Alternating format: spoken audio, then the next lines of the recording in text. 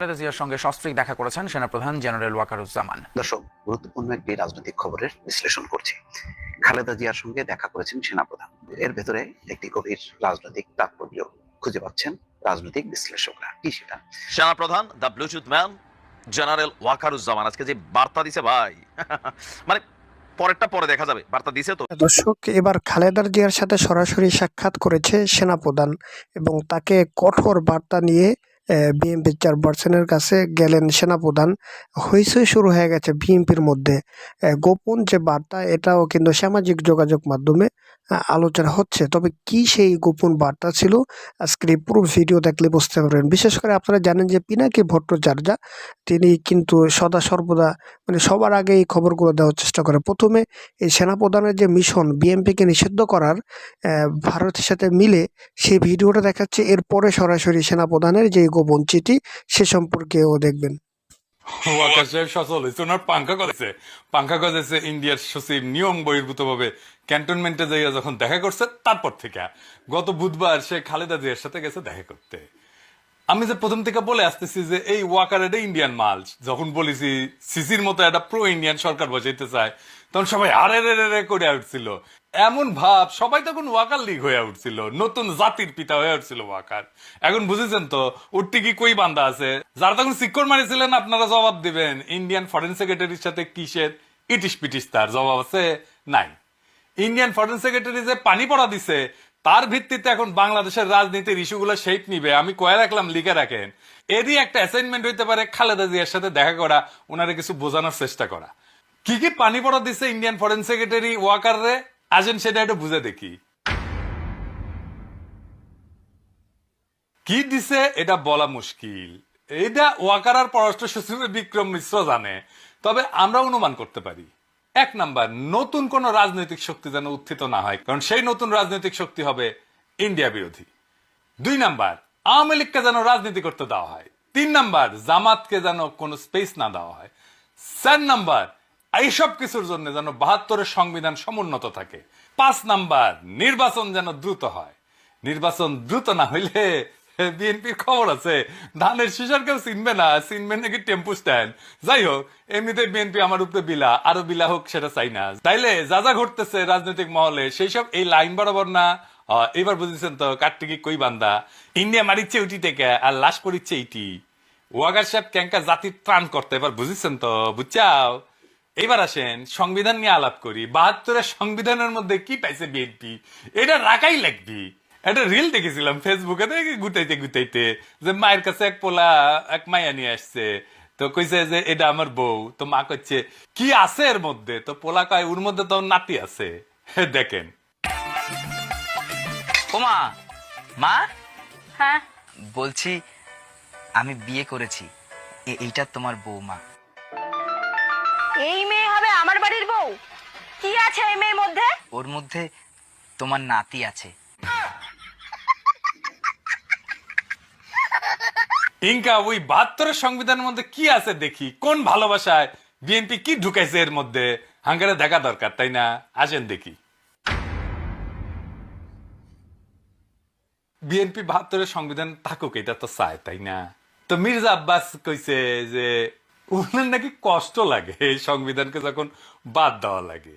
শহীদের রক্তের দিয়ে লেখা যে সংবিধান, সেই সংবিধানকে যখন কবর দেওয়ার কথা বলা হয়, তখন কিন্তু আমাদের কষ্ট লাগে। তো মানেটা কি আব্বাস ভাই? উনি আবার কইছে কি, আমি পড়ে দেখলাম অনেক মন দিয়া, ভুল কইছে নাকি? কইছে যে আমি ৭২ সালের সংবিধানের সমর্থক নই, আমি ৭১ সালের সংবিধানের মুক্তিযুদ্ধের রক্তের সমর্থক। মানে কি, বাংলাটাও তো ঠিক মতো কই ব্যাপারের নাই। মানেটা কি আব্বাস ভাই? ৭১ সালের সংবিধান কোনটা? আওলায় গেলে হবে, এখন ক্ষমতা নাই যেতে যেতে। আর কইছে যে মুক্তিযুদ্ধ হয়েছিল বলে এই সংবিধান, এই সংবিধানে যদি খারাপ কিছু থাকে নিশ্চয়ই সেটা বাতিল যোগ্য। ওই সংবিধানে যদি খারাপ কিছু থাকে, নিশ্চয়ই সেটা বাতিল যোগ্য। তো আব্বাস ভাই, কি খারাপ জিনিস আছে সংবিধানে? আপনি তো কইছেন যদি থাকে, তাহলে কি খারাপ জিনিস আছে সেটা বলেন, কি বাতিল করবেন সেটা বলেন। আমরা তো মনে করি ১ মণ সংবিধান, দুধের মধ্যে ১ ফোঁটা সোনা পড়েছে, পুরাটাই নষ্ট। তা আপনি বাদ দিবেন কি? পুরাটাই তো নষ্ট। একটা রাজনৈতিক দল হিসেবে আপনাদের তো বলতে হবে সংবিধানে খারাপ কি আছে। বলছেন? কখনো বলেন নাই। ওইটুকু কাজ তো করবেন না। ওই কাজ করার না আছে হ্যাডম, না আছে ইচ্ছা। সংবিধান সম্পর্কে আপনাদের ক্রিটিক্যাল পজিশন কি? নাই তো। তাই আপনারা এটা বদলাবেন না। অবশ্য ক্ষমতা গেলে বদলানোর মতো সংখ্যাগরিষ্ঠতা আপনাদের থাকবে না, লিখে রাখেন, কয়ে দিলাম আজকে। না না, আমাদের বদ্ধ আপনার আর কি, আপনারা প্রত্যেকদিন নিশ্চিত করিচ্ছেন যে আপনাদের ভোট কমে। আপনাদের ভোটের মুরগি আপনি লেজে কাটবেন না গলায় কাটবেন সেটা আপনাদের ব্যাপার, কিন্তু আপনাদের বলতে হবে আপনারা কি বদলাবেন সংবিধানের। না বললে নির্বাচনে যাইতে পারবেন না। নির্বাচনে যাইয়া দেখেন কোন কিসিমের সমালোচনা শুনেন আমাদের কাছ থেকে টের পাইবেন, তখন ভাইবেন না আপনাদের ভোট দেওয়ার জন্য বসে আছে সবাই। না, ওই দিন বাগে খাইছে।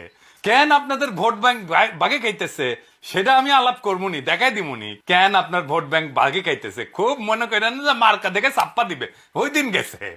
আজ আমার আলাপ শুধু সংবিধান নিয়ে। আবার রিজি ভাই কইছে যে সংবিধান বাতিল মানে নাকি মুক্তিযুদ্ধকে অস্বীকার করা। উনি কাইন্ডে শেষ মুজি।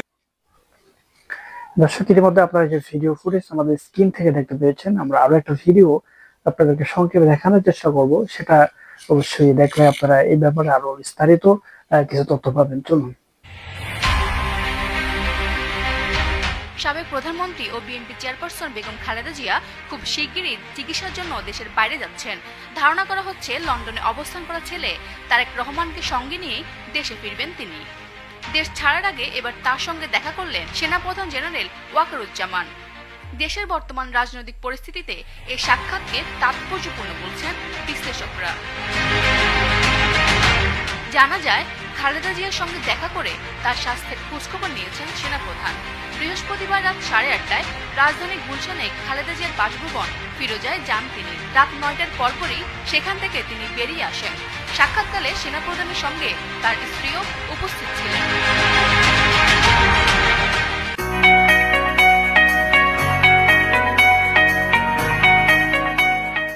গুলশানের ফিরোজায় পৌঁছলে সেনাপ্রধানকে স্বাগত জানান বিএনপি চেয়ারপারসনের নিরাপত্তা উপদেষ্টা মেজর জেনারেল অবসরপ্রাপ্ত ফজলে এলাহি আকবর। তার বরাত দিয়ে বিএনপির মিডিয়া সেলের সদস্য শাহরিল কবির খান জানান, সেনাপ্রধান বিএনপি চেয়ারপারসন ও সাবেক প্রধানমন্ত্রী খালেদা জিয়া যেন দ্রুত সুস্থ হয়ে ওঠেন সেই দোয়া করেছেন। তিনি প্রায় 40 মিনিট সেখানে অবস্থান করেন। 8 জানুয়ারি উন্নত চিকিৎসার জন্য খালেদা জিয়ার যুক্তরাজ্যে যাওয়ার কথা রয়েছে। ৭৯ বছর বয়সী খালেদা জিয়া লিভার সিরোসিস, হৃদরোগ, ফুসফুস, কিডনি, ডায়াবেটিস, চোখের সমস্যা সহ নানা রোগে ভুগছেন। আওয়ামী লীগ সরকারের আমলে 2018 সালের 8 ফেব্রুয়ারি থেকে দুর্নীতির 2 মামলায় খালেদা জিয়াকে কারাদণ্ড দেওয়া হয়েছিল। তখন 2 বছরের বেশি সময় ধরে তিনি কারাবন্দী ছিলেন। 2020 সালের 25 মার্চ আওয়ামী লীগ সরকার নির্বাহী আদেশে খালেদা জিয়ার সাজা স্থগিত করে শর্ত সাপেক্ষে মুক্তি দেয়। এরপর 6 মাস পর পর আবেদনের পরিপ্রেক্ষিতে তার সাজা স্থগিত করে মুক্তির মেয়াদ বাড়াচ্ছিল তৎকালীন সরকার। চিকিৎসার জন্য খালেদা জিয়াকে আওয়ামী লীগ সরকার বিদেশ যাওয়ার অনুমতি দেয়নি। পরে দেশি বিদেশি চিকিৎসকদের তত্ত্বাবধানে তার অস্ত্রোপচার করা হয় দেশে। গত 5 আগস্ট ছাত্র জনতার গণ আন্দোলনে শেখ হাসিনা সরকারের পতনের পর নতুন প্রেক্ষাপটে পুরোপুরি মুক্ত হন BNP chairperson Begum Khaleda Zia. Desk report.